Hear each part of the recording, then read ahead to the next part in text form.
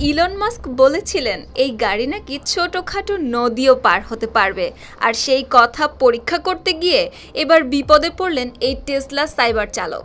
তিনি নিজের cyber truck নিয়ে সরাসরি লেকে নেমে যান, কিন্তু কয়েক মুহূর্তের মধ্যেই আটকে যায় গাড়ি। দেখতে দেখতে বিশাল লেকের পানি ঢুকে যায় ভেতরে। শেষ পর্যন্ত সেই পরীক্ষামূলক যাত্রা পুলিশের মামলায় গিয়ে গড়ায়। বিবিসির প্রতিবেদনে জানা যায়, যুক্তরাষ্ট্রের টেক্সাস অঙ্গরাজ্যের গ্রেপভাইন লেকে ঘটে গেছে অদ্ভুত এই ঘটনা। অভিযোগ উঠেছে গাড়িটির ওয়েড মোড ফিচার সত্যি কাজ করছে কিনা সেটি পরীক্ষা করতে চেয়েছিলেন এই ব্যক্তি।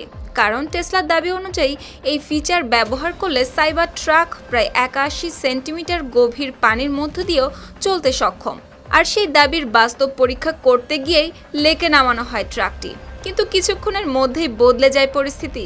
আর অবাক করার মতো বিষয় হলো, কর্মকর্তারা ঘটনাস্থলে পৌঁছানোর আগেই চালক ও যাত্রীরা গাড়িটি ফেলে চলে যান সেখান থেকে। পরে পুলিশ এসে উদ্ধার করে ওই সাইবার ট্রাক।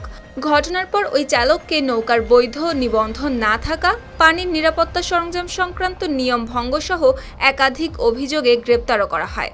অন্যদিকে এই ভিডিও সামাজিক যোগাযোগ মাধ্যমে ছড়ানোর পর শুরু হয়েছে ব্যাপক আলোচনা সমালোচনা। অনেকে বলছেন প্রযুক্তির সক্ষমতা আর বাস্তব পরিস্থিতি এক নয়।